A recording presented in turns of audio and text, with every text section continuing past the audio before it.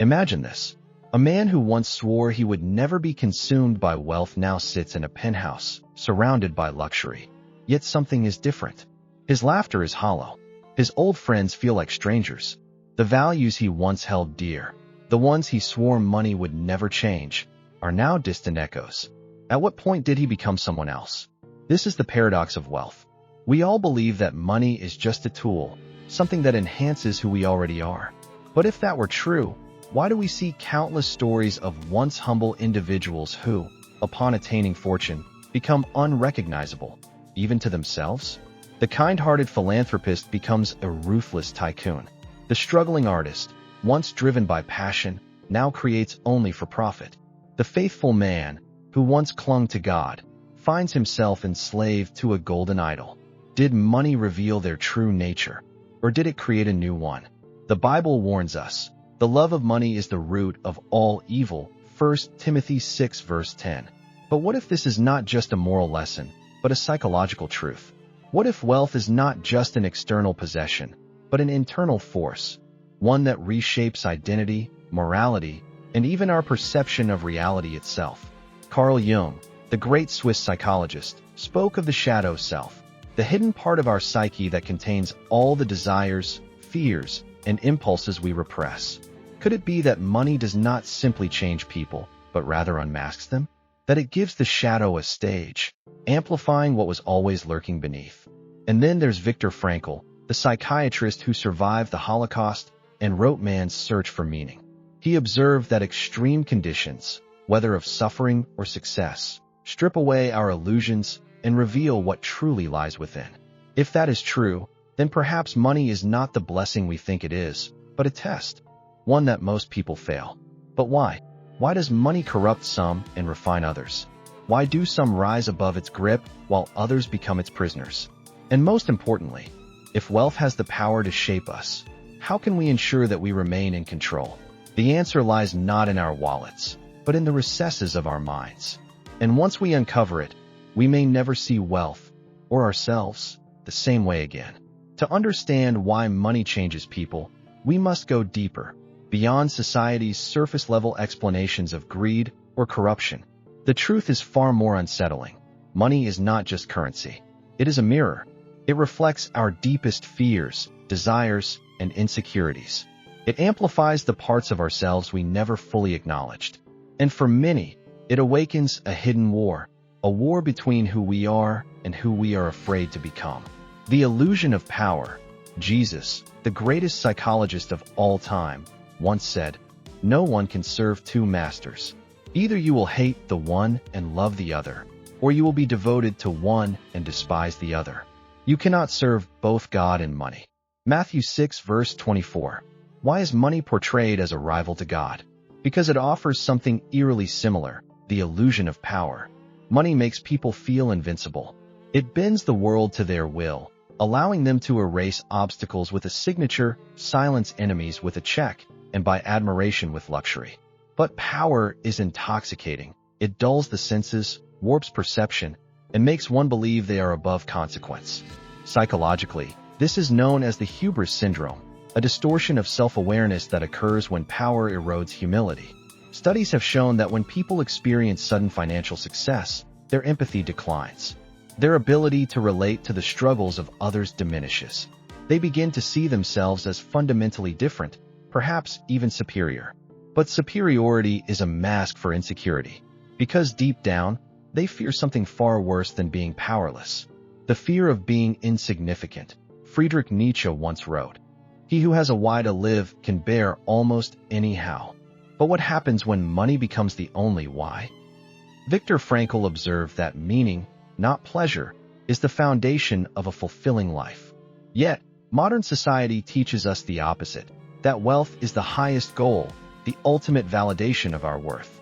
And so, people chase money, believing that the more they have, the more valuable they become.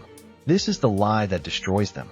Because once money is acquired, the fear sets in, what if I lose it? What if I'm nothing without it? Psychologists call this status anxiety, the never-ending pressure to maintain one's financial and social standing. It's why so many millionaires feel emptier than they did when they were broke. why lottery winners often spiral into depression, why those who chase fortune rarely find peace. Because money, unlike true purpose, is fragile. It demands constant protection, and once it defines your identity, you become its prisoner. But there is something even more dangerous than fear, the awakening of the shadow. Carl Jung's shadow theory states that every person carries a hidden self, a collection of repressed desires, instincts, and impulses that society deems unacceptable. Most people go their entire lives suppressing their shadow, pretending it doesn't exist. But money changes that. Wealth removes external restraints. It dissolves the barriers that once kept our darker impulses in check. The man who was too afraid to be ruthless in poverty becomes a tyrant in wealth. The woman who masked her insecurities with humility now flaunts superiority. They did not become someone new. Their shadow was simply given permission to exist. Jung warned that until you make the unconscious conscious, it will direct your life, and you will call it fate. This is why money doesn't corrupt everyone. Those who have confronted their shadow, who have integrated it into their identity, remain unchanged. But those who ignore it are consumed by it. So, the real question is not, does money change people, but rather, who were they before the world gave them wealth? And what does that mean for you? Imagine a man who, for years, worked tirelessly to achieve financial success. He sacrificed relationships, abandoned hobbies, and silenced every voice that told him to slow down. And then, one day, it happens. He reaches the pinnacle of wealth. The world finally acknowledges him as successful. But something is wrong. He thought money would bring peace, yet his mind is restless. He thought luxury would bring happiness, yet he feels strangely hollow. He thought power would make him respected, yet he sees only envy in the eyes of those around him. This is the silent curse of wealth. Because what money gives externally, it often takes away internally. The loss of authenticity. Money can change how the world sees you, but worse, it can change how you see yourself. When someone becomes wealthy, they quickly learn that their words hold weight. A simple suggestion is taken as wisdom. A casual comment is seen as a declaration. They are no longer just a person. They are a symbol, a representation of success, authority, and influence. At first, this is exhilarating. But over time, a new fear emerges. Am I loved for who I am or for what I have? Many try to test their relationships, watching closely how people react when they withhold money, when they say no, when they set boundaries. And what they find terrifies them. People who once seemed genuine now feel transactional. Every conversation is laced with hidden motives. Every new friendship is suspect. And slowly, the wealthy person begins to detach from reality. They build walls around themselves, only trusting those within their financial circle. They stop speaking freely, fearing that their words will be twisted. They become performers, trapped in a role they can never leave. And so, they lose something far more valuable than money. They lose themselves. The psychological trap of more. In the parable of the rich fool, Luke 12 verses 16 to 21, Jesus describes a man who, after accumulating great wealth, tells himself, "Take life easy, eat, drink, and be merry." But that very night, his life is taken from him. The lesson? Wealth without meaning is a wasted pursuit. But society has built an illusion that more money equals more happiness. And this illusion is scientifically false. Psychologists call it the hedonic treadmill, the phenomenon where no matter how much money a person gains, their happiness quickly returns to a baseline level. A person who earns $50,000 a year dreams of making $100,000. But when they reach $100,000, they now believe $500,000 will make them happy. Then $1 million. Then $10 million. It never stops. Because money, despite its power, cannot fill the void inside a person. It can only distract them from it. The moral blindness of wealth. Money doesn't just change individuals. It shapes entire societies. And one of its most dangerous effects is moral desensitization. Studies have shown that the wealthy are more likely to justify unethical behavior, show less empathy toward those in need, believe their success is purely self-made, ignoring systemic advantages. This is not because wealth makes people evil, but because it changes their perspective of reality. When a person no longer struggles to survive, they forget what struggle feels like. When they live in comfort, They assume others simply aren't trying hard enough. It's why Jesus warned, "It is easier for a camel to go through the eye of a needle than for a rich man to enter the kingdom of God." Matthew 19 verse 24. Because the more wealth someone accumulates, the harder it becomes to remain grounded in truth, humility, and morality. The illusion of control. Perhaps the most tragic consequence of wealth is the false belief that money can control life itself. The rich often believe they are immune to suffering, that their wealth can shield them from misfortune, sickness, and death. But life does not negotiate with money. Illness does not ask for bank statements. Betrayal does not respect status. Time does not slow down for billionaires. And when the wealthy realize this, many fall into despair.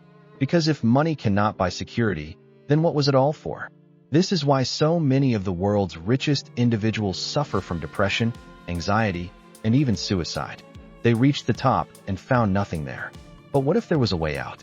Imagine standing at the edge of a vast empire, built not of stone and steel, but of numbers in a bank account. You've spent years constructing it, believing that within its walls lay security, purpose, and meaning. Yet now, as you look around, you see the truth. The empire is empty. The wealth you once chased now feels like a gilded cage. The admiration of others feels shallow. The possessions that once thrilled you now collect dust in rooms you barely enter. And worst of all, the person you used to be, the one who laughed freely, who pursued dreams without fear of loss, is nowhere to be found. But here's the secret no one tells you. You can escape, not by rejecting money itself, but by breaking free from its psychological grip. By reclaiming control over the one thing money was never meant to own, your soul. Step 1. Redefining wealth. The first rebellion against money's control begins in the mind. Society has conditioned us to measure wealth in dollars, assets, and status symbols. But real wealth is measured in something entirely different. Jesus Christ, the greatest psychologist of all time, gave the answer plainly. For what shall it profit a man, if he shall gain the whole world, and lose his own soul? Mark 8 verse 36.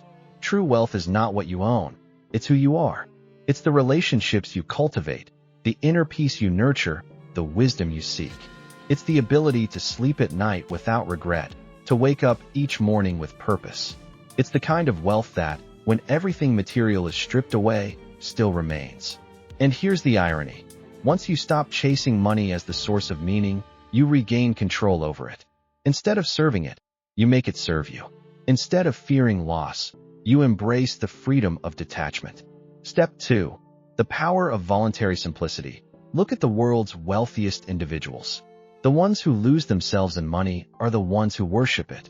But those who use money as a tool, rather than an identity, are the ones who remain truly powerful. One of the greatest ways to rebel against money's control is through voluntary simplicity, the ability to live without excess, despite having the means for it. Marcus Aurelius, the Roman emperor and Stoic philosopher, understood this well. Despite ruling over one of the richest empires in history, he wrote, "Very little is needed to make a happy life. It is all within yourself, in your way of thinking." Consider Warren Buffett, one of the world's richest men, who still lives in the same modest house he bought in 1958. Or Jesus himself, who had the power to command armies yet chose to walk among fishermen, the poor, and the broken. Why? Because they understood a truth most people never grasp. The less you are owned by material things, the freer you become. Try it yourself. Challenge the illusion that possessions equal fulfillment.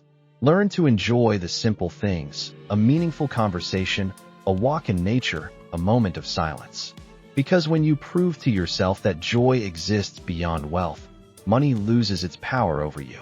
Step 3. Mastering the art of giving. There is no faster way to dismantle money's control than through radical generosity. Psychologists have long studied the paradox of wealth. The more people hoard, the emptier they feel. But the moment they give, something remarkable happens. They experience a deeper, more lasting satisfaction than any purchase could provide. This is why Jesus taught, "It is more blessed to give than to receive." Acts 20 verse 35. And neuroscience confirms it. Studies show that acts of generosity trigger the brain's reward system, releasing dopamine and oxytocin. the same chemicals associated with love and happiness. But this is more than just biology. It is a spiritual law woven into the fabric of existence. The more you give, the more alive you become. If wealth has made you feel empty, try this experiment. Give to someone who can never repay you. Support a cause that aligns with your deepest values. Share knowledge that could change someone's life. And watch what happens. Step 4. Seeking the kingdom first. At the core of every struggle with money is a single, haunting fear. What if I lose everything? This fear is why people compromise their values for wealth.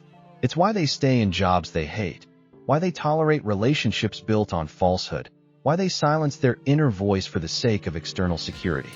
But Jesus offered a radical alternative. Seek first the kingdom of God and his righteousness, and all these things will be added to you. Matthew 6 verse 33. What does this mean? It means living in alignment with truth. It means putting integrity, wisdom, and faith above the desperate chase for financial security. It means believing that when you walk in purpose, provision will follow, not as an idol, but as a byproduct. History is full of those who rejected the false promises of wealth in favor of something greater. Socrates, who chose the pursuit of wisdom over material comfort. Diogenes, the philosopher who rejected social expectations and lived in radical simplicity. Mother Teresa, who found more joy in serving the poor than the rich ever found in luxury. Their wealth was not in gold or possessions. It was in the freedom to live without fear. Step 5. Reclaiming your identity. The final act of rebellion is the hardest. It is the willingness to stand apart from the world's definition of success, to be misunderstood, to walk a path that others might call foolish. But it is also the most liberating. Because when you strip away money's illusions, when you stop measuring your worth in numbers, when you let go of the belief that wealth defines you, you become untouchable. No financial loss can shake your peace. No economic downturn can steal your identity. No amount of riches or poverty can determine your value. You are free, and that is the greatest wealth of all. You've made it this far. You've seen through the illusion, challenged the system, and taken steps toward reclaiming your soul from money's grip. But there's one final truth, the most powerful realization of all. It's this: you were never meant to serve money. Money was meant to serve you. Think about it. Money is nothing more than a tool, a neutral force that takes on whatever meaning you assign to it. It can be a weapon of control, an idol of worship, or a means of enslavement. But in the right hands, it can also be a catalyst for impact, a resource for good, and a bridge to something greater than yourself. The difference? Who is in control? You or money? The slave versus the master. Most people live as slaves to money. They worry about it, chase it, and define their worth by it. They make decisions based on the fear of losing it rather than the joy of creating something meaningful. But the masters, those who have truly broken free, use money without being used by it. They see it for what it is, a means, not an end. This is why Jesus never condemned money itself. He condemned the love of money, because he knew it had the power to corrupt, enslave, and blind people to what really matters. But when money is placed in the hands of a person who understands its true purpose, it becomes something entirely different. It becomes a tool for generosity. Instead of hoarding, you use it to bless others. It becomes a tool for creation. Instead of spending it mindlessly, you invest it in things that bring value to the world. It becomes a tool for freedom. Instead of being owned by it, you make it work for you, so that you can focus on the things that truly matter: faith, family, wisdom, and purpose. True rebellion. Living with eternal vision. The world teaches you to live for the moment, to measure success by temporary standards. But the final rebellion, the ultimate break from money's control, is to live with eternal vision. When you stop measuring your life by material success and start seeing it through the lens of eternity, everything changes. You stop chasing things that don't last. You stop making decisions based on fear. You stop compromising your soul for temporary gain. Instead, you focus on what truly matters. You build things that outlive you. You invest in relationships, wisdom, and faith. You trust that when you seek God's purpose, everything else will fall into place. The final question. So here's the final question, the one that determines whether you remain a prisoner or walk free. Who do you serve? If money still owns your heart, your fears, and your decisions, then no amount of it will ever satisfy you. But if you master money, if you make it serve a higher purpose, then you are truly free. And that kind of freedom, that's the real wealth no bank account can measure. Thanks for tuning in to Sparktopus Think. The journey doesn't stop here. Join us next time as we keep exploring, one episode at a time. Don't conform to the patterns of this world. Instead, renew your mind and be transformed. Subscribing is simple. Hit that button so you never miss an episode. Drop a comment. We'd love to hear from you. Don't forget to like and spread the word with your friends and family. At Sparktopus Think, we're all about sparking meaningful conversations, challenging perspectives, and aligning with God's truth. Until next time, keep thinking, keep growing, and keep transforming.